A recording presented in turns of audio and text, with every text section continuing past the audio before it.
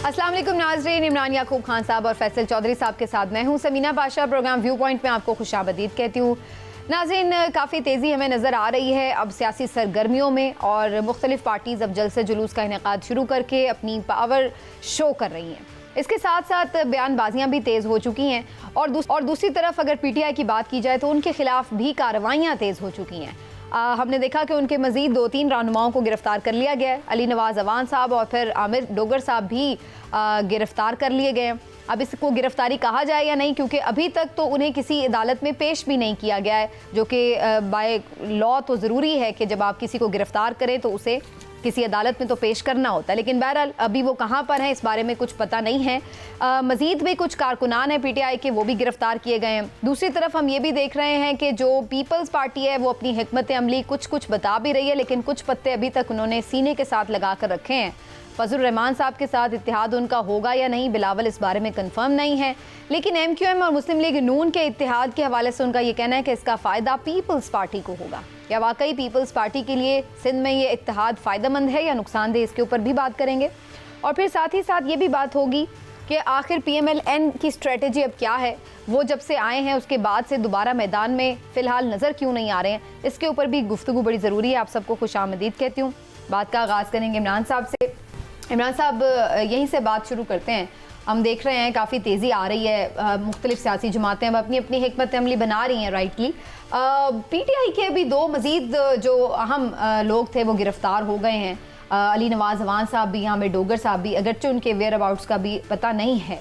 तो आपको लगता है कि ये क्रैकडाउन अभी जारी रहेगा PTI के ऊपर? बिस्मिल्लाहिर्रहमानिर्रहीम। समीना, देखिए मामला ये है कि जो कानून नाफिज करने वाले इदारे हैं उनका तो ये कहना है कि जो भी PTI के लोग 9 मई के वाक़यात में मुलव्वस हैं उनको किसी तरह भी छोड़ा नहीं जाएगा, और वो अगर अभी तक गिरफ़्तार नहीं हुए तो उनको किया जाएगा। और इसी ज़मीन में लाहौर, सिर्फ अगर मैं लाहौर की बात करूं तो यहाँ पे 884 जो कारकुन हैं PTI के, उनकी जो एक लिस्ट है वो भी जो है वो आई है, और इसमें कहा गया है कि ये वो लोग हैं जिन्होंने 9 मई के वाक़यात में धींगा मिश्ती की थी, ये उसमें इन्वॉल्व हैं और इनको गिरफ़्तार किया जाए। तो मामला ये है कि अगर आप ये देखें तो एक ऐसा ये गिरफ़्तारियों का मौसम है कि जब तक शायद वो सब लोग जेल की कोठरी के पीछे ना चले जाएं उस वक्त तक शायद ये सिलसिला जारी रहेगा। लेकिन इमरान साहब, ये आपको थोड़ा लगता है क्वेश्चनेबल बात कि 6 महीने बाद फिर कोई नई लिस्ट तैयार हो जाए और 800 लोगों की, अगर जियो फेंसिंग थी या कुछ भी मामला थे तो फौरी तौर पर आमतौर पर जो लोग गिरफ्तार होते हैं वही उससे ट्रेस कर लिए जाते हैं, लेकिन इसके बाद ये चीज़ें शकूक व शुबहात को जन्म नहीं देती? समीना, अगरचे आपकी बात ठीक है कि शकूक व शुबहात ज़रूर पैदा होते हैं, लेकिन बाज़ औक़ात ये इस तरह के कामों में अगर देर हो भी जाए तो शनाख्त के लिए टाइम दरकार होता है।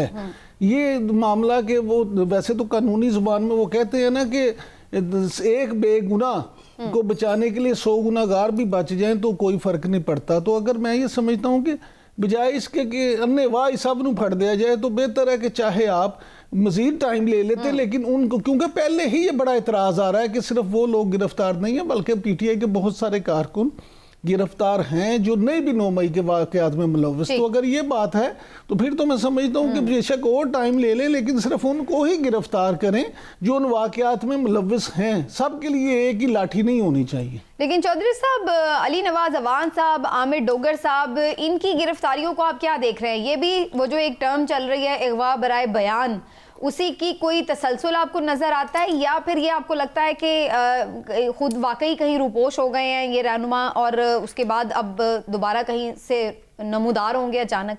अच्छा समीना, चौधरी साहब के सवाल से पहले, जवाब से पहले, चौधरी साहब मुझे बड़ी इस पे इतराज़ है अगवा बराए बयान पे।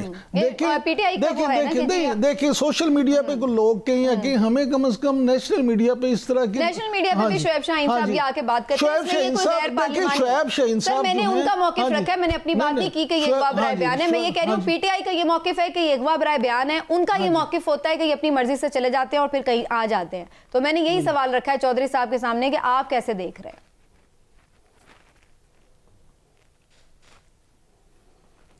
देखिए PTI के जो रहनुमा हैं ये काफ़ी अरसे से रुपोश हैं। पता ये लगा है, आज अखबारों में ये इत्तला आई है कि उनको गिरफ़्तार किया गया है या उनको राउंड अप किया गया है, लेकिन पुलिस ने इसकी तस्दीक नहीं की कि वो क्या गिरफ़्तार किए गए हैं, तो किस मुकदमे में गिरफ़्तार किए गए हैं और उनकी मतलूबी अगर किसी मुकदमे में थी तो गिरफ़्तारी जो है वो किस तरीके से की गई है। तो ये मामलात अभी जो है सामने नज़र नहीं आए। तो जब तक इन मामलात की कालाई खुलती नहीं है तो मुश्किल है ये कहना कि वो अबडक्शन है या अगवा बराए बयान है, क्योंकि वो चीज़ जब सामने आएगी तो फिर उसी पे बात हो सकती है। अभी तो एक ख़बर है, उसकी तस्दीक शायद सरकारी इदारों ने नहीं की है। PTI के रहनुमाओं के अलावा जो कारकुनान हैं जी 9 मई से मुतल्लिक इस मौके के ऊपर जब इलेक्शन नज़दीक है, कार्रवाई के ऊपर जो है वो शकूक व शुबहात ना सिर्फ PTI के लोग कर रहे हैं बल्कि फजलुर रहमान साहब ने कल ये एक बड़ी मानी खेज बात की है। उन्होंने एक बयान में ये फरमाया है कि PTI के हाथ बंधे हुए हैं और हमारे हाथ खुले हुए हैं, उनके हाथ खोलने चाहिए। तो इससे तो ये नज़र आता है कि जो मुखालफीन हैं PTI के, वो भी इस चीज़ को इस तरह से देखते हैं कि उनको टारगेट किया जा रहा है, शायद किसी एक जमात को जिसके सरबराह आए हैं वापस खुद साख्ता जलावतनी से, तो उनको फ़ायदा देने के लिए। और इसी किस्म की शिकायत जो है आगे हम बात करेंगे शायद पीपल्स पार्टी भी कर रही है, और बिलावल भुट्टो और आसिफ जरदारी जो है वो ऐसा महसूस हो रहा है कि वो फील करें कि वो डिसीव हुए हैं और उनके ख़िलाफ़ जो महाज बन रहा है सिंध के अंदर, उसमें बशीर मेमन साहब जो हैं उसको आगे लेके जा रहे हैं। वो ज़ाती तौर पे जरदारी साहब के काफ़ी मुखालिफ हैं वो फैमिली, और उनके भाई भी इलेक्शन लड़ चुके हैं। तो बशीर मेमन साहब क्योंकि रूरल सिंध से हैं, सिंधी स्पीकिंग हैं, तो मेरे ख्याल में की बात की तो चौधरी साहब आपको लगता है ये जो इत्तेहाद बन रहा है ये पीपल्स पार्टी के लिए कोई खतरनाक बात है कि उधर से बशीर मेमन साहब जाके मिल रहे हैं GDA से, उधर MQM जो है वो नून लीग के साथ इत्तेहाद कर रही है, तो पीपल्स पार्टी को कोई खतरा है इस तरह के इत्तेहाद से या स्टिल वो लोग स्ट्रांग हैं? ये जो फूल झड़ रहे हैं इनके लीडरान की ज़बान से अपने साबका इत्तेहादियों के बारे में, तो उसकी कोई ना कोई तो वजह होगी ना। जो ये धुआं सा जो उठ रहा है उसके पीछे कहीं ना कहीं तो आग है। ये जाहिर है इनको तकलीफ़ है, क्योंकि GDA और बशीर मेमन और जो दूसरे रूरल जिसमें लियाकत जतोई वगैरह भी हो सकते हैं, अरबाब गुलाम रहीम साहब भी हो सकते हैं, लियाकत जतोई साहब का अपना एक पड़ा, ये अगर सब लोग, अगर आपको याद हो कि 2002 की जो हुकूमत थी मुशर्रफ साहब की काफ लीग की, उसमें फिर एक बहुत बड़ा चंक जो है वो सिंध से इकट्ठा किया गया था और उन्होंने फिर वहाँ पे हुकूमत बनाई थी, और MQM जो है ज़ाहिर उस हुकूमत का हिस्सा थी। तो शहरी इलाकों में MQM और दही इलाकों में दो के पीपल्स पार्टी की पिछले 15 साल में, क्योंकि वो बिला शरकत गैर जो हैं सिंध के वो मालिक मुख्तार रहे हैं, तो इनकम्बेंसी फैक्टर एक जो है बजाते खुद एक बड़ा डेंजरस चीज़ होती है सियासत में। यानी अगर आप 3 टेनोर से वहाँ पे बैठे हैं और आपने डिलीवर कुछ नहीं किया, वहाँ पे एक टर्म यूज़ करते हैं उनके एंटी लोग, आज भी उनका सिस्टम चलता है वहाँ पे, यानी कोई भी काम करवाना हो तो वहाँ पे जरदारी साहब का या मतलब मुबैना तौर पे एक सिस्टम चलता है जिसके बगैर काम नहीं हो सकते। तो ये जो किंग्स पार्टी भी कहा और ये भी कहा कि सिलेक्टेड है नून लीग को बिलावल साहब ने, तो जो वेनम है, ये जो जहर आलूद गुफ्तगू है, इससे तो नजर ये आता है कि वहाँ पे जो इत्तेहाद बन रहा है उसकी खासी तकलीफ हुई है पीपल्स पार्टी। ठीक है इमरान साहब, आप जो बिलावल भुट्टो ने भी गुफ्तगू की है आज, वो भी ये ऐसा लग रहा है कि अनकंफर्टेबल भी हैं, और जिस तरह से उन्होंने इत्तेहाद के ऊपर भी कहा है कि उसका तो उन्हें फ़ायदा होगा। आप समझते हैं कि इसके वाकई फ़ायदा होगा? क्योंकि प्लेनली तो नज़र आता है कि दो उनके मुखालिफ अगर मिल रहे हैं तो उन्हें नुकसान होगा। समीना देखें, सीधी सी बात है कि ये तो सिर्फ ऐसे ही है कि ये वो बात इस तरह से मानी जाए कि जी उन्हें फ़ायदा होगा कि वो अपने वोटर को, सपोर्टर को मुतमिन करने के लिए बात करें। अगर उनको इतना ही फ़ायदा हो तो ये जब से कोशिशें शुरू हुई हैं वो इतने गर्म क्यों नज़र आते हैं, वो उनको इतने इख्तलाफात क्यों नज़र आते हैं? देखें, GDA जो है वो ये एक सियासी हकीकत है, और ख़ास तौर पे इंटीरियर सिंध में अगर आप देखें तो उनका अपना वोट बैंक है। जितने भी जो आप समझ लें कि एंटी पीपल्स पार्टी लोग हैं और जो इलेक्टेबल्स हैं वो GDA के साथ, उनकी अक्सरियत उनकी GDA के साथ है। उसी तरह से शहरी इलाकों में MQM का अपना वोट बैंक है। तो ये सारे अगर बनते हैं और मुस्लिम लीग नून के साथ इनका अगर अलायंस होता है और ये इकट्ठे मिलते हैं तो मुस्लिम लीग नून भी इनके साथ मिलकर कुछ सीटें जीत लेगी और वो भी जीतेंगे, तो अल्टीमेटली तो उसका नुकसान। नून का तो वहाँ पे है कितना सपोर्ट बैंक जो मामला ये नहीं होता। मामला देखिए, मैं कहता हूँ जी, आप ये समझिए कि किसी जगह पे उनका 2000 वोट है और बाज़ औक़ात ये होता है कि वो 2000 वोट ही डिसाइसिव वोट होता है, तो इस तरह से मामला जो है वो काफ़ी फ़र्क पड़ता है। दूसरी बात ये कि बिलावल साहब ने जो आज ये बात की है कि जी हमने तो बड़ी मेहनत करके मियां शहबाज शरीफ को वज़ीर आज़म बनाया था और वो वक्त की उस वक्त ज़रूरत भी थी, और इस तरह की जो बातें की हैं, तो अगर ये बिल्कुल ही बेज़रर इत्तेहाद हो तो फिर बिलावल साहब क्यों ये बातें याद कराएं और क्यों इस तरह की गुफ्तगू करें। तो मैं ज़ाती तौर पे समझता हूँ कि पीपल्स पार्टी बहरहाल इस बात से परेशान है, और इस मेरे नज़दीक पीपल्स पार्टी की परेशानी की सबसे बड़ी वजह ये इत्तेहाद नहीं है, बल्कि ये इत्तेहाद बनाने वाले हैं। ठीक है, वो इस तरह की बातें करके उनकी तवज्जो हासिल करना चाहते हैं और उनको बावर करवाना चाहते हैं। आज जनरल बाजवा का भी वो जिक्र कर रहे थे कि उन्होंने कहा था हम न्यूट्रल हैं, एतमाद वापस ले लें, इलेक्शन करा देते हैं, तो ये इसका मकसद वैसे क्या? यही जो मैं आपसे कह रहा हूँ कि उनका इशारा उन्हीं की तरफ है।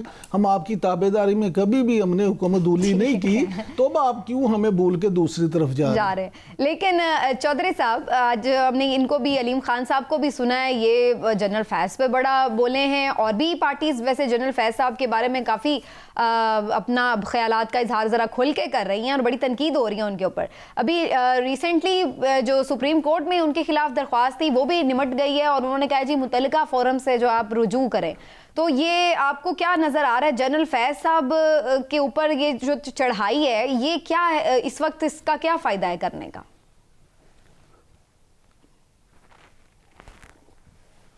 मेरा ख्याल में जी ये इसका फ़ायदा नुकसान तो यही है कि पहले जहाँ तक मुझे इल्म है, ये जो चढ़ाई करते हैं ये उनकी बड़ी तारीफ़ें करते थे। तो बाकी ये देखिए, एक इदारे की जो पाकिस्तान में इदारा जो है, इस्टेब्लिशमेंट फ़ौज जो है, उसके एक अपने मैकेनिज़्म है। अगर कोई ऐसी बात है तो मुझे आई एम श्योर कि वहाँ पे इसका जो एहतसाब का एक तरीक़ाकार है वो इख्तियार किया जाएगा। और आप इसकी जो भी मामलात हैं, जिस तरह से सुप्रीम कोर्ट में भी ये कहा गया कि आप वजारत दफ़ा से जाके जो है वो रुजू करें, और अगर कोई ऐसी बात है तो वहाँ पे ये सारे एक तरीक़ाकार, मुनज़्ज़म तरीक़ाकार है, और वहाँ पे एहतसाब का अमल खासा सख्त है। तो बजाय कि एक मैं समझता हूँ कि एक साबिक जाने वाले के ऊपर तो खैर बातें काफ़ी हो जाती हैं, उसके ऊपर तनकीद करना पब्लिकली या जो भी करना, मैं उनको जानता नहीं हूँ ना, मैं ज़िंदगी में कभी उनको मिला हूँ। अच्छा। लेकिन मुझे लगता है कि अगर इदारे के अंदर जो है जो मैकेनिज़्म या कानून जो है उसके मुताबिक डील किया जाए तो वो ज़्यादा बेहतर तरीक़ेकार होगा, बजाय इसके कि ये चीज़ें लाना और फिर इस तरह से करना। तो लगता तो है कि एक अगर उन्होंने कुछ गलत किया हुआ है तो he must be held responsible. उसमें कौन सी बात है, अगर उन्होंने कोई ऐसी चीज़ें की हैं अपने दौर में तो बिल्कुल उसको उसका हिसाब किताब होना चाहिए, इसमें तो दूसरी राय नहीं हो सकती। ठीक हो गया, चले एक ब्रेक ले लेते हैं इसके ऊपर, और ब्रेक के मैं सिर्फ एक मुख्तसर सी बात ज़रूर करना चाहूँगा। देखिए, अलीम खान साहब ने जो बातें की हैं, तो एक बात को देखें कि इस वक्त इस्तेकाम पाकिस्तान पार्टी भी एक बयानिया बनाने के अमल में है। उनका भी ये क्राइसिस है कि उनके पास बयानिया नहीं है जिसको लेके वो चलें। तो आप ये देखें कि एक तरफ वो मुस्लिम लीग नून पे भी तनकीद करते नजर आते हैं, पीपल्स पार्टी पे भी तनकीद करते नजर आते हैं। तो ये मैं समझता हूँ कि जनरल फैज़ के हवाले से जो गुफ्तगू है, ये तासुर जा रहा था ख़ास तौर पर मीडिया में और वाम में कि शायद इस्तेकाम पाकिस्तान को सपोर्ट हासिल है और उन्होंने बनाई है और वो मामलात हैं, तो उस लिए वो तासुर ज़ाहिर करने के लिए भी ये काम कर। चलिए, इंटरेस्टिंग। बहरहाल जी, देखते हैं कौन सी जमात जो है वो क्या करती है, लेकिन पार्टी के कुछ बड़े अहम फैसले हैं जो कि आगे चलकर ज़्यादा मुल्की जो सियासत है उसके ऊपर दूरस असरात छोड़ सकते हैं। तो पीपल्स पार्टी की हिकमत अमली के हवाले से ख़ास तौर पर बात करेंगे अगले सेगमेंट में। हमें ब्रेक के बाद ज्वाइन करें पीपल्स पार्टी के सीनियर रहनुमा सैयद खुर्शीद शाह साहब। आप हमारे साथ रहिएगा, हम ब्रेक के बाद वापस आते हैं, फिर मिलते हैं।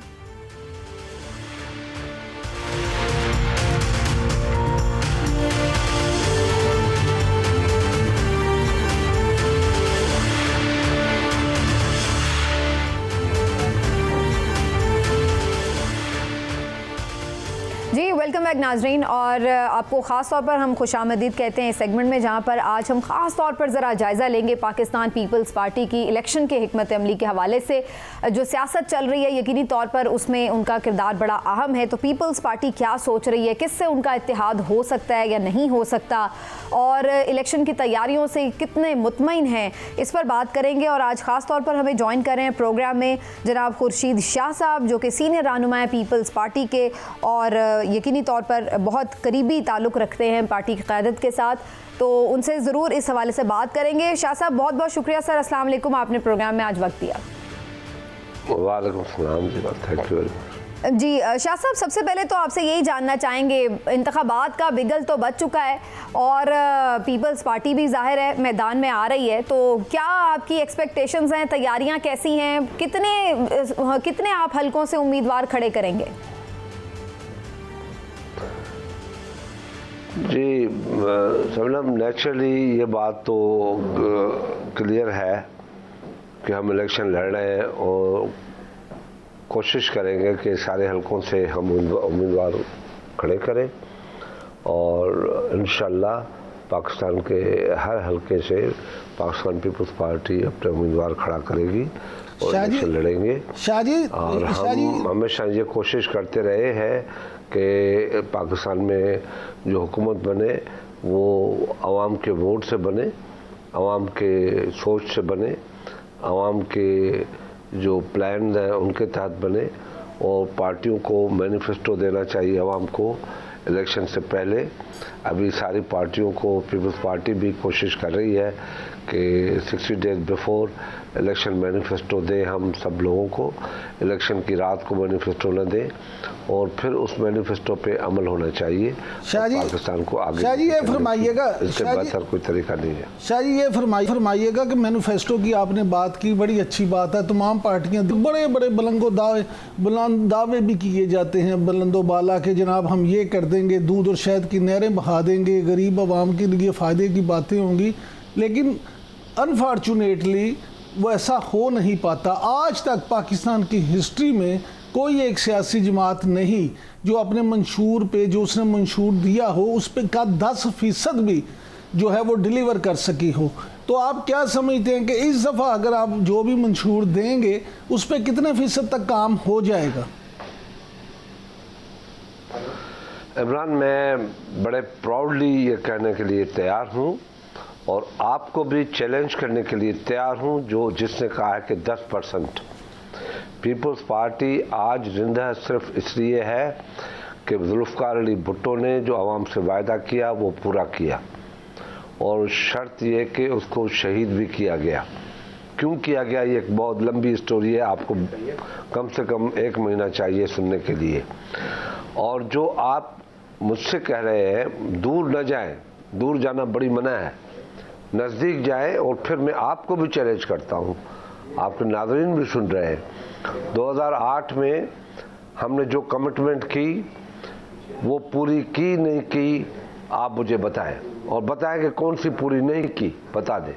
सर अगर मैनिफेस्टो आप, मैं अभी आपसे सवाल पूछ रहा हूँ। शाह जी मैं यही गुजारिश कर रहा हूँ, देखें बिल्कुल पीपल्स पार्टी ने कोशिश की, लेकिन अगर आप ये कहें कि मंशूर पे अमल किया और उसका 10% से ज़्यादा डिलीवर किया, अगर 2-4 अस्पताल बना दिए, कहीं पे कोई बेहतरी कर दी, तो गरीब आवाम को रिलीफ तो नहीं मिला। चले जुल्फ़िकार अली भुट्टो साहब जैसा सियासतदान तो पाकिस्तान में कोई भी दूसरा नहीं आया, हम भी ये मानते हैं। इमरान अभी मेरी बात सुनने में गिनाता चलता हूँ आपको। जी। आप कहते हैं कि 3 अस्पताल, 2 अस्पताल, 2 कॉलेजेस, 1 यूनिवर्सिटी बन गई, मैनिफेस्टो पूरा हो गया। नहीं, मैं प्रैक्टिकली आपको बता रहा हूँ, और सुनने की जरूरत भी कर ले और फिर जवाब भी दे। सर क्या हमने खैबर पख्तूनख्वा का वायदा किया था?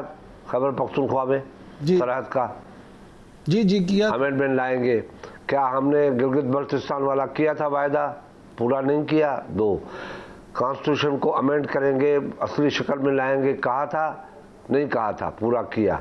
हमने सोशल वेलफेयर स्टेट बनाएंगे पाकिस्तान को, वेलफेयर शुरू किया नहीं किया? Benazir Income Support Programme. हमने क्या आपसे ये वायदा नहीं किया था कि सूबों को अख्तियारात दिए जाएंगे और NFC अवार्ड किया जाएगा? किया नहीं किया? बिल्कुल किया। लोगों को रीइंस्टेट करेंगे, वो किया नहीं किया? किया। वो मैं आज बैठा हूँ आपके सामने। हमने ये वायदा किया कि लोगों की तनख्वाहें 100% बढ़ाएंगे, 135% बढ़ाई रिकॉर्ड पे है। पेंशन 100% बढ़ाएंगे, 100% बढ़ाई रिकॉर्ड पे है। कौन सी ऐसी चीज़ थी जो हमने वायदा किया और पूरा नहीं किया? हाँ, एक नहीं किया, मैं खुद मानने के लिए तैयार हूँ, वो था साउथ पंजाब को सूबा बनाना। वो हमने वायदा पूरा करने की पूरी कोशिश की। हमने उनके लिए पब्लिक ऑब्जेक्शन भी बुलाया, उसकी मीटिंग्स भी हुई, रिकॉर्ड पे मौजूद है। हर पार्टी से बात की, पार्टियों ने वायदा किया, मगर जब वो जिस दिन उसको पुटअप किया उस दिन आने से पहले मुस्लिम लीग नून ने हमें रिफ्यूज़ कर दिया कि हम आपको साथ नहीं देंगे इस पे। यहाँ तक कि मुस्लिम लीग नून में जो साउथ पंजाब के एमएनए थे उन लोगों ने भी हमें रिफ्यूज़ कर दिया, मगर हमने वो कमिटमेंट बिल्कुल पूरा करने की लाइन पे आके पहुँचे और पुट करने की देर थी। मगर क्योंकि हमारे पास 128 वोट थे, हम वो वायदा पार्लियामेंट के 2/3 मेजॉरिटी। बिल्कुल, और खुर्शीद शाह साहब जो आपने चीजें गिनवाई हैं यकीनी तौर पर आप लोग आवाम के सामने रखेंगे, लेकिन सर थोड़ी सी मुझे भी इजाजत दीजिएगा। सुने ना मेरी बात। जी, आप ही की बात को आगे बढ़ा रही हूँ। इजाजत दे रहा हूँ जी, मैं एक कमिटमेंट दे रहा हूँ पब्लिक को, साउथ पंजाब को, कि जब भी हम 2/3 मेजॉरिटी से आएंगे या हमारे पास मांगे तांगे मिल जाएंगे तो ये वायदा पूरा करेंगे जो हम पूरा नहीं कर सकते। ठीक, बिल्कुल, मेरा अब यही सवाल था बेसिकली कि इस इलेक्शन में आप क्या वादे करने जा रहे हैं, क्या बुनियादी नारा होगा पीपल्स पार्टी का, किस तरह से आवाम को कन्विंस करेंगे?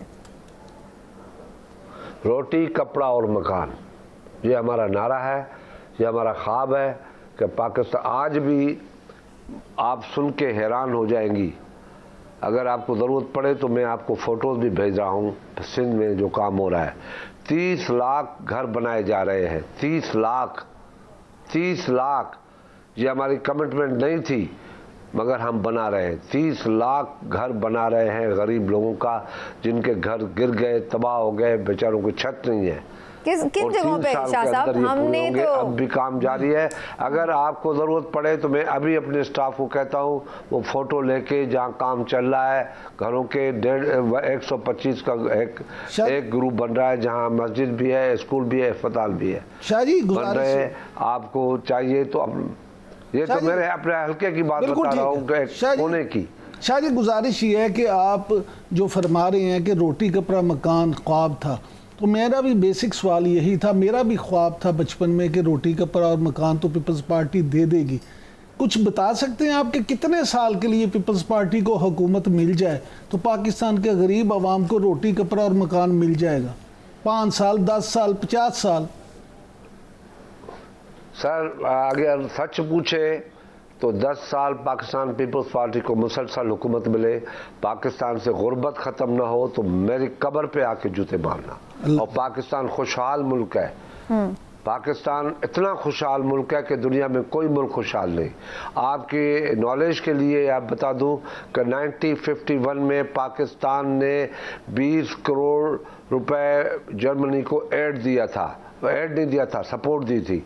और वो उस वक्त डॉलर जो था वो $2.5 डॉलर था, पाकिस्तानी $2.5 और $1 था। तो उस वक्त हमने 20 करोड़ रुपए दिए थे। तो ये तारीख है, हम दे सकते हैं, ले नहीं सकते, पर अनफॉर्चुनेटली इसमें तो कोई शक नहीं है, पाकिस्तान में बड़ा पोटेंशियल है। लेकिन हर जमात यही कहती है, हम ये देख रहे हैं मुख्तलिफ जमातें बरसर इक़्तिदार आती है। लेकिन ये भी इंटरेस्टिंग आपने बात की, 10 साल आप कह रहे हैं, उधर नून लीग वाले भी वैसे यही कह रहे हैं कि 10 साल के लिए अगर उन्हें इक़्तिदार मिले तो मसले हल हो जाएंगे। तो मेरा ख्याल है आके एक कमिटमेंट ऐसी ही कर ले कि 10 साल के लिए ही जो है जो भी गवर्नमेंट आए वो ले ले इक़्तिदार। लेकिन आप तो इस वक्त ये भी गिला कर रहे हैं। समीना मैं आपको बता दूं, हमारे साथ बड़े जुल्म हुए हैं, बहुत बड़े बड़े जुल्म हुए हैं पाकिस्तान के साथ। इतना जबर हुआ है इस मुल्क के साथ और हमने खुद किया है। ये बात दुरुस्त है। अभी थर कोल 94 में 95 में वो ढूंढा गया, लोकेट किया गया। पहले ही बेनज़ीर साहबा ने किया था मगर नहीं हो सका, कुल 18 महीने हुकूमत चली। मगर हमने ढूंढा, 5000 मेगावाट का एग्रीमेंट हुआ और 2.5 सेंट में 2.5 सेंट उस वक्त वो 2.5 सेंट जो थे 1.25 रुपए थे। वो गार्डन मुंह के साथ एग्रीमेंट हुआ, जैसे ही हुकूमत ख़त्म हुई मियां नवाज शरीफ ने वो प्रोजेक्ट रद्द कर दिया।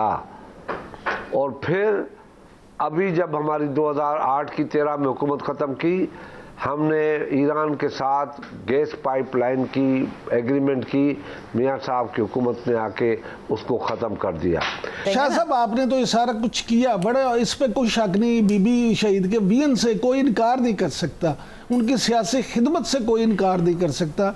लेकिन बाज़ आपके मुखालफिन और ख़ास तौर पे मुआशी माहिरीन ये भी इल्ज़ाम आयद करते हैं पीपल्स पार्टी पे कि IPPs का तोहफा भी पीपल्स पार्टी ने पाकिस्तान को दिया। आज हमें जो बिजली के मामले में ये डेफिसिट का सामना है, ये भी पीपल्स पार्टी की देन है। इस पे भी कुछ प्लीज़ रोशनी डालें। देखें, मेरी गुजारिश है, ज़रा सब्र के साथ सुन लें। जी जी। जब IPPs हमने शुरू किया तो बग़ैर किसी तफरीक के शुरू किया। आप आए तो आपके लिए भी एक ही विंडो थी, दूसरा मुखालिफ आए तो उसके लिए भी सेम विंडो थी। और गार्डन व्यू का प्रोग्राम भी जो कोयले पे था वो भी IPPs का था। जब बिजली का शॉर्टफॉल था, परवेज उस वक्त 90s में बिल्कुल तबाही थी, ज़िया-उल-हक के ज़माने से कोई प्रोजेक्ट नहीं लगे, तो ये प्रॉब्लम आया। तो उस वक्त IPPs पे बहुत बड़ी कोशिश की गई और गार्डन व्यू का प्रोजेक्ट भी लाया गया, वो नहीं चला, वो बंद हो गया। और फिर IPPs नवाज शरीफ के ज़माने में शुरू हुई, नंदीपुर और साहिवाल, जहाँ पे कोयला पोर्ट से आए, ट्रेन पे चढ़े और साहिवाल में आए, वो प्रोजेक्ट आज बंद हो गए। बिल्कुल बनाए थे, बहुत अच्छे बनाए थे, मगर दूर से कोयले पे चलने वाले कारखाने सारे बंद हो गए, अभी नहीं चल रहे। अभी हमारे पास इंफ्रास्ट्रक्चर ही नहीं है, तेल ही नहीं है कि गाड़ी चले और तेल ले आए, और 1.25 मन तेल आए और गाड़ी चले और बिजली आए, तो वो चला गया। इसमें हमने तजुर्बे बहुत किए। आज मियां शहबाज शरीफ को क्रेडिट देता हूँ कि उसने फुली कैबिनेट में ये बात कही थी कि मैं सिंध में कोयला देख के आया हूँ जो गोल्ड है, ब्लैक गोल्ड है। और आज भी आपकी इंफॉर्मेशन के लिए ज़रूर चेक कर ले कि 2600 मेगावाट वही थर दे रहा है जिसको मियां नवाज शरीफ ने बंद किया, वही थर दे रहा है। और इस थर से 2600 मेगावाट आज फैसलाबाद मुकम्मल चल रही है उसी 2600 मेगावाट पे। अभी हमें नेक्स्ट ईयर इंशाल्लाह मौका मिला तो 2600 मेगावाट और आ जाएगी। पीपल्स पार्टी भी ये शिकवा करती नजर आ रही है कि एक लेवल प्लेइंग फील्ड उन्हें भी नहीं मिल रही है, तो क्या आप महसूस कर रहे हैं, क्यों इस तरह महसूस कर रहे हैं? PTI के बरक्स आप लोग जलसे जुलूस भी कर रहे हैं, आपके तो कोई उस तरह से रहनुमा भी पकड़े नहीं जा रहे, तो फिर आपको क्यों महसूस हो रहा है कि आपको लेवल प्लेइंग फील्ड नहीं मिल रही? नहीं, हमने कोई ऐसी बात बड़ी तो नहीं की है, सिर्फ इतना ज़रूर कहा है, वो आप नाराज़ ना हो और दूसरे भी नाराज़ ना हो। हम लेवल प्लेइंग फील्ड सिर्फ इसलिए कह रहे हैं कि एक जमात थी हमारी 11 जमातों के साथ, उनके 7 बंदे आज भी हुकूमत में बैठे हैं, उनका स्टाफ सारा प्राइम मिनिस्टर हाउस में बैठा है, वही स्टाफ है, वही लोग हैं, वही असिस्टेंट प्राइम मिनिस्टर के कैबिनेट में बैठे हुए हैं और कहते हैं कि ये ब्यूरोक्रेसी के हैं। तो भाई स्पेशल असिस्टेंट जो थे उसको आपके ब्यूरोक्रेसी कहेंगे? वही लोग बैठे हैं, 11-12 लोग बैठे हैं, उनके 7-8 लोग बैठे हैं, नाम भी कहते हैं तो आपको पता है। और उसी पे कहते हैं कि जी एक पार्टी को आप ओपन फील्ड दे रहे हैं और रेड कारपेट रिसेप्शन दे रहे हैं, तो ये चीज़ें हैं जिसके लिए तो हम कह रहे हैं। समझते हैं कोई डील वील हो गई है नून लीग की? नवाज शरीफ को खुद भी कहा था ये कोई डील वील हो गई है नहीं नवाज शरीफ की? जी सर। नहीं, मैं क्यों अब किसी पार्टी के लीडर के ऊपर डील का इल्ज़ाम लगाऊं? हाँ, इतना ज़रूर हुआ था कि पोर्ट पे हाई कोर्ट का रजिस्ट्रार गया था, साइन करवाई थी और रेड कारपेट दिया था। डील मैं क्यों कहूँ मैं डील हुई है? वो तो आप बोले, आपका काम है, मैं तो अपने सियासतदान के ऊपर ये इल्ज़ाम नहीं लगाऊंगा कि सियासतदान डील भी करते। अच्छा शाह जी, गुजारिश ये है कि अगरचे आप भी जैसे फरमाते हैं, बिलावल सरदारी साहब भी ये फरमाते हैं और दूसरे भी पीपल्स पार्टी के जो रहनुमा हैं सब ये कहते हैं लेवल प्लेइंग फील्ड का मामला, अच्छी बात है, आपने किसी पे डील का इल्ज़ाम नहीं लगाया। लेकिन गुजारिश ये है कि बिलावल भुट्टो साहब ये भी पूरी यकीन है कि वो कहते हैं वज़ीर आज़म, वज़ीर आला सिंध, मेयर कराची, ये सब पीपल्स पार्टी के होंगे। तो इन तमाम चीज़ों के बावजूद भी ये क्या कोई यकीन दहानी है या यकीन दहानी का हसूल है कि जिस पे ये सारी बातें की जा रही हैं? देखिए इमरान, बात सिंपल है कि हर पार्टी इक़्तिदार के लिए आती है, मगर पीपल्स पार्टी एक चीज़ मेरी आप अगर समझ जाएंगे, देख लेंगे, सोच लेंगे तो एतबार भी करेंगे और पब्लिक के पास भी सही बात जाएगी। पीपल्स पार्टी कभी भी इक़्तिदार के लिए मरी नहीं है, जान दी है। इक़्तिदार के लिए मरे नहीं जाते हम। इक़्तिदार के लिए मरे जाते तो काल कोठड़ी से हम तख्तेदार पे नहीं जाते, फिर हम बाहर चले जाते। बाहर नहीं गए हम, वहाँ मरे, हमें इक़्तिदार तो मिल रहा था। चलो उसको भी छोड़ो, बेनज़ीर भुट्टो को तो सामने की तारीख है ना कि मना किया गया पाकिस्तान मत आओ, इक़्तिदार में आके फिर आ जाओ, तो हम नहीं गए। पता था, सब ने कहा कि आपको मारेंगे, उन्होंने कहा मरने दो। हमने वहाँ रहना पसंद नहीं किया, हम गोली खाने यहाँ आ गए। और एक दिन 18 तारीख को वो साबित भी हो गया, 150 लोग भी मर गए, बीबी बच गई, फिर बीबी को मार दिया। हम इक़्तिदार के लिए नहीं लड़ते, हम आवाम के लिए लड़ रहे हैं कि आवाम को कोई ज़िंदगी मिले, कोई लाइफ मिले, कोई जान मिले, कोई रोटी मिले, कोई कपड़ा मिले, कोई घर मिले, कुछ तो हो। हमें आवाम को मजबूत करना है, इक़्तिदार को मजबूत करने की बात हम नहीं करते। प्लीज़ पीपल्स पार्टी को समझने की कोशिश करें। वैसे आप समझते हैं कि नून लीग के साथ जो आप लोगों ने इत्तेहाद किया, इमरान खान साहब की गवर्नमेंट गिराई और उसके बाद 16 महीने में जो आप कह रहे हैं कि आप आवाम की खिदमत करना चाहते थे, तो उन 16 महीने में तो ऐसा दिखा नहीं और लगा कि जैसे आवाम के लिए तो ज़िंदगी और मुश्किल हो गई। अभी मेरी बात फिर गौर से सुन ले। थैंक यू वेरी मच, मेरी बात आप सुनते भी हैं। 16 महीने हमने आवाम को बचाया, पढ़ने से बचाया। इमरान खान उसको बिल्कुल अंधे कुएं में लेके जा रहा था। नेचुरली हम अचीव नहीं कर सके टारगेट जो हमें करने चाहिए थे, नहीं कर सके, सॉरी, माफ़ी चाहते हैं। मगर हमने जो डॉलर 105 का था, जब 85 पे देखा, चीनी 40 में थी, 85-90 में देखी, आटा 35 में था, उसको 75-80 में देखा, तो हमने कहा जिस तरीके से जा रहा है। और दूसरे तरीके से वो कह रहा था मैं IMF से बात नहीं करूँगा, दूसरों से बात नहीं करूँगा, $200 बिलियन ले आऊँगा, मुंह पे मारूँगा सबके। किधर गया $200? किधर गया 1 करोड़ घर? किधर गए 1 करोड़ नौकरियाँ? कुछ नहीं। और लोग मरे जा रहे थे 3.5 साल। एक मिनिस्टर गया, दूसरा मिनिस्टर गया, तीसरा मिनिस्टर फाइनेंस गया, एक सेक्रेटरी गया, दूसरा सेक्रेटरी फाइनेंस गया, तीसरा सेक्रेटरी गया, चौथा सेक्रेटरी गया, संभल नहीं रहे थे। हमने कहा रिस्क लो, और उस रिस्क ने PTI को भी बचाया और हम आवाम को भी बचा गए। अब जो मैदान में मैनिफेस्टो 5 साल के लिए लेके आएंगे, अब आवाम ये कैसा बचाया आपने? कीमतें तो जो आप बता रहे हैं उससे भी डबल हो गई शाह साहब, लेकिन अब सवाल यहाँ पर ये आ जाता है। बिल्कुल हो गई। एक चीज जब नीचे आती है तो वो आती जाती है, वो बचती नहीं है। उसको फिर गवर्नमेंट को मैनिफेस्टो देके। अच्छा शाह जी, अब सदर मुमलिकत आरिफ अलवी साहब ने जो लेटर लिखा है इलेक्शन कमीशन को कि तहरीक इंसाफ को भी लेवल प्लेइंग फील्ड दी जाए, लेकिन पीपल्स पार्टी हो या कोई भी दूसरी जमात हो, उसका उन्होंने जिक्र नहीं किया, तो आप क्या समझते हैं सदर मुमलिकत का ये रवैया मुनासिब है? उसको खत में उसको लिखना चाहिए था। अलवी भाई हमारे दोस्त हैं, हमारे साथ बैठते थे, मेरे PSC कमेटी के मेंबर भी थे, बड़े काम वाले बंदे हैं, बड़ी मेहनत करते हैं, लैपटॉप भी उनके पास होता है माशाल्लाह, वो हर चीज़ को बड़े गौर से देखते हैं। ये उसको नहीं कहना चाहिए था, लेवल प्लेइंग फील्ड की जनरल बात करते, ये एक पार्टी के लिए नहीं करते, उसमें असर होता, क्योंकि दूसरी पार्टियां भी लेवल प्लेइंग फील्ड मांग रही हैं। एज अ प्रेसिडेंट उसको ये खत लिखना, इस तरीके से खत लिखे, ज़रूर लिखे, मगर ये एक पार्शली खत था, इससे सबकी बात करते तो इस खत में बड़ा असर होता, ताकत होती। तो अच्छा ये शाह साहब फरमाइए कि बड़े लोग ये प्रिडिक्ट कर रहे हैं कि आने वाले दिनों में PTI के साथ आपकी कोई बातचीत आगे बढ़ सकती है, हाथ में लाया जा सकता है, क्योंकि आप लोग ये बात कर रहे हैं कि सियासी जमात है पाकिस्तान तहरीक इंसाफ एक, और उसको इंतखाब लड़ने का मौका होना चाहिए। एक लचक नजर आ रही है आपके रवैये में उनके लिए, तो आप समझते हैं कि बात इस हद तक बढ़े कि आप आगे मजीद? सिंपल सी बात है जी ज़मीना, सिंपल सी बात है, जो 9 मई के वाक़यात में नहीं है उनसे तो बात हो सकती है, बिल्कुल बात हो सकती है।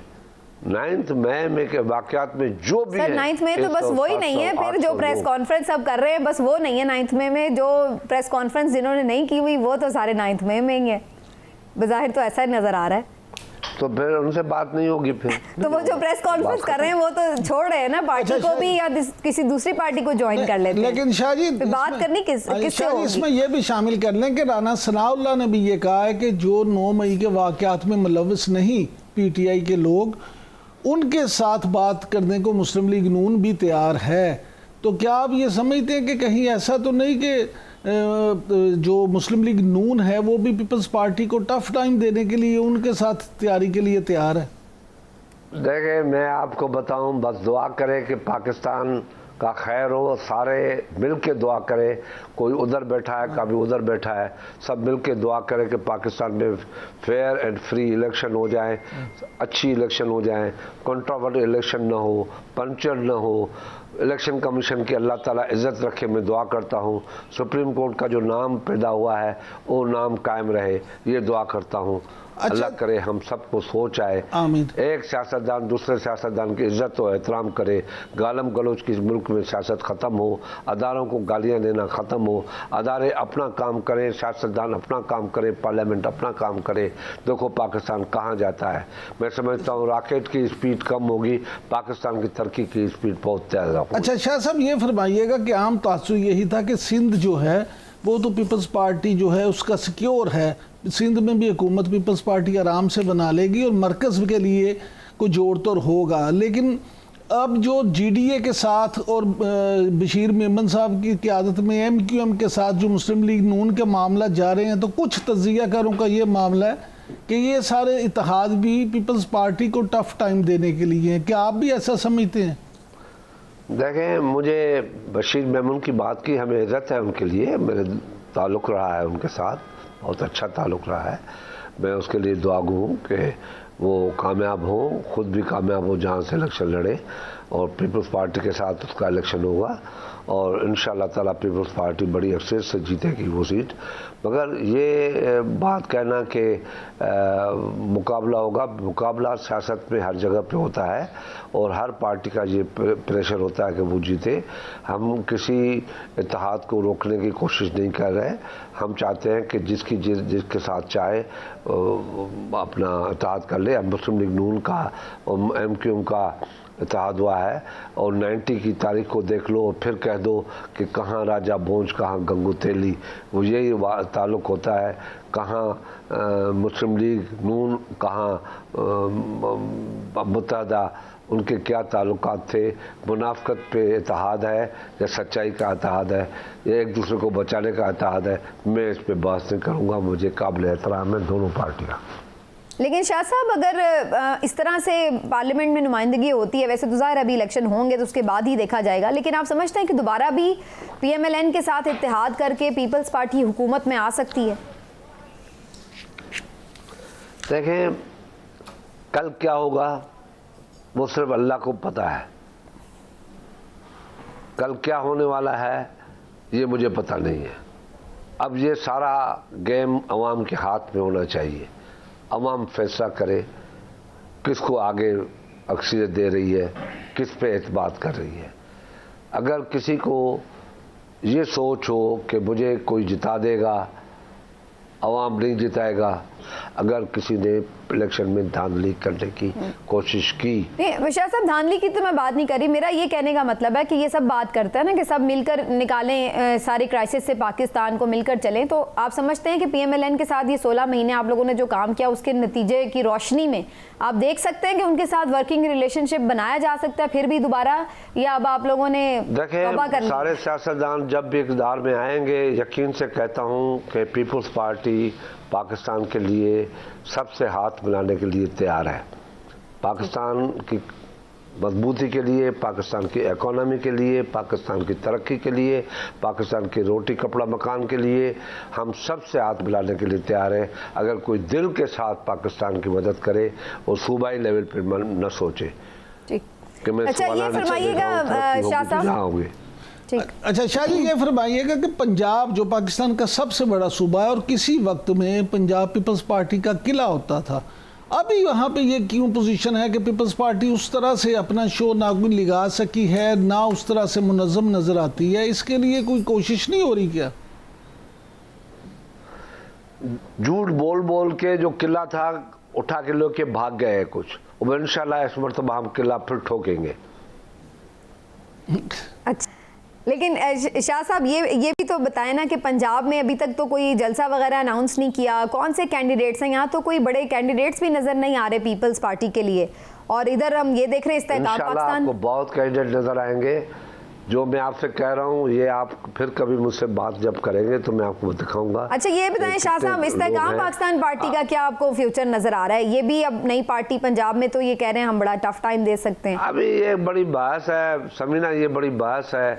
इस्तेहकाम पाकिस्तान, PTI, खैबर पख्तूनख्वा, ये बड़ी बहस है। इस बहस में न पड़े तो अच्छी बात है। सिर्फ ये दुआ करें कि पाकिस्तान की इलेक्शन फेयर एंड फ्री हो, पाकिस्तान के इलेक्शन में पंचर न हो, पाकिस्तान के इलेक्शन में कोई धोखा ना हो, पाकिस्तान के इलेक्शन में किसी को सहारा न मिला हो कि हम आपको जिताएंगे। बस आवाम जिताए, आवाम पे यकीन रखो, इसमें तो कोई शक नहीं। ये है। अच्छा, हम टूटे हुए पाकिस्तान को भी एक मजबूत पाकिस्तान बनाने में इन बातों से तो कोई भी इख्तिलाफ नहीं कर सकता। भुट्टो ने आवाम को एतमाद में लिया था। अच्छा शाह जी, पीपल्स पार्टी हमेशा कानून की बालादस्ती की बात करती है। अब सुप्रीम कोर्ट में जैसे कि जो काजी फाइज ईसा साहब हैं, वो उनके सुप्रीम कोर्ट के चीफ जस्टिस बनने के बाद पीपल्स पार्टी क्या समझती है कि अब क्या अदालतों में जो मामलात हैं कानूनी, उनमें कोई तब्दीली आएगी? आप इसको किस तरह से देखते हैं? मैं देखता हूँ, उम्मीद से कहता हूँ। फायज ईसा की तारीख को जानता हूँ। फायज ईसा साहब को मैं काफ़ी पुराना जानता हूँ, बलूचिस्तान से लेके जानता हूँ। जब वो बलूचिस्तान में थे, वो स्ट्रेट फॉरवर्ड आदमी है, और मैं उम्मीद करता हूँ कि उसके पास एक केस पड़ा हुआ है जुल्फ़िकार अली भुट्टो का, जो मर्डर, जुडिशल मर्डर हुआ था, उसको वो उठाए, जो चौधरी इफ्तिखार ने उठाया और फिर आधे में छोड़ दिया, डर गए।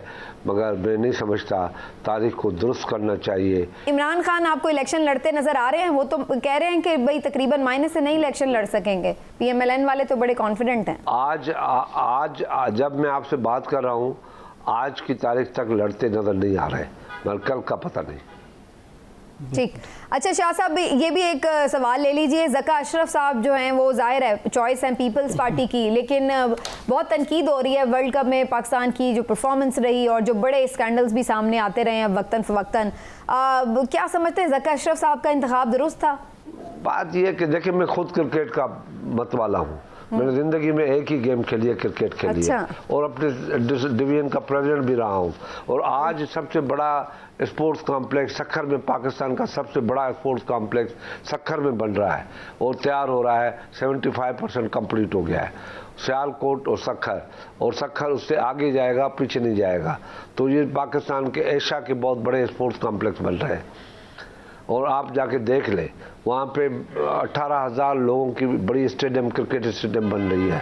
वहाँ पे हॉकी स्टेडियम बन रही है, वहाँ फुटबॉल बन रहा है, वहाँ एथलेटिक्स बन रही है। मैं अब क्या समझ, यानी आप ये कह रहे हैं कि ज़का अशरफ का कोई कसूर नहीं था, वो ठीक रहे हैं एज ए PCB चेयरमैन, और टीम के और बड़े मसाइल ये क्रिकेट, हम बचपन से लेके स्पोर्ट्समैन स्पिरिट का नाम ही क्रिकेट से चला है। स्पोर्ट्समैन स्पिरिट का नाम ही क्रिकेट से चला है, और क्रिकेट बाय चांस होता है। ठीक है, ये चीजें 2-3 ऐसी है जो क्रिकेट पे लगती है। चलिए आखिरी सवाल ले लीजिए शाह साहब, बड़ा सीरियस सवाल है अब मेरा। National game. ठीक है शाह साहब, आखिरी सवाल ले लीजिए। फ़लस्तीन की सूरत हाल आपके सामने है और आपने पहले उसका जिक्र भी किया है, बड़ी ज़बरदस्त बात है। आप जैसे सीनियर सियासतदानों को बिल्कुल इसके ऊपर फोकस रखना भी चाहिए, लेकिन आप समझते हैं कि पाकिस्तान को जो किरदार अदा करना चाहिए फ़लस्तीन के लिए, हम कर पा रहे हैं? और क्यों नहीं कर पा रही मुस्लिम उम्मा, क्यों नहीं कर पा रही? बड़े दुख से कहना पड़ता है कि आज जुल्फ़िकार अली भुट्टो दुनिया के मुसलमानों में नहीं है। मुझे रोना भी आता है उन बेगुनाहों को, कत्ल को देखते हुए, बेबसी भी देखते हुए। ऐसे ही तकलीफ हो रही है और हमारी हुकूमत खामोश बैठी है। इनको जाना चाहिए था। जाने के बजाय ये कहते हैं कि हम तो केयर टेकर है, कि आप रोटी नहीं खाते तो थोड़ा काम नहीं करते। फॉरेन मिनिस्टर के साथ, जो बड़ा कॉम्पिटेंट फॉरेन मिनिस्टर है, उसके साथ एक डेलीगेशन बनाते, खुद ही करते, किसी पार्टियों से नहीं लेते, और सब जाते दुनिया के मुसलमानों के पास। भुट्टो ने किया था ना, OIC को बुलाया था, और 2 दिन के अंदर जंग बंद हुई थी। 2 दिन के अंदर इजराइल ने हथियार फेंक दिए थे। जुल्फ़िकार अली भुट्टो ने अपने शाहीनों को भेजा था जहाज से। ये तारीख है। स्टैंड लेने की जरूरत है। शाह साहब, ये भी कहा जाता है कि जो वज़ीर ख़ारजा हैं वो पीपल्स पार्टी के रिकमेंडी हैं, तो फिर पीपल्स पार्टी ने नहीं उनसे बात की कि वो इस पर काम करें? देखें आमिर, बड़ा अफसोस की बात है, बड़े अफसोस की बात है कि पीपल्स पार्टी, भाई हमने 5 नाम दिए थे प्राइम मिनिस्टर के लिए, उसमें एक नाम इसका था रिकमेंड। टोटल मुस्लिम लीग नून ने, पीपल्स पार्टी ने, JUI ने, सबने मिलकर नाम दिया था। पीपल्स पार्टी का रिकमेंडी था, पीपल्स पार्टी का रिकमेंडी था प्राइम मिनिस्टर के लिए, और मुस्लिम लीग का रिकमेंडी था प्राइम मिनिस्टर के लिए। यही बंदा था। इन 5 बंदों को हमने किया था, नाम दिए थे मैंने।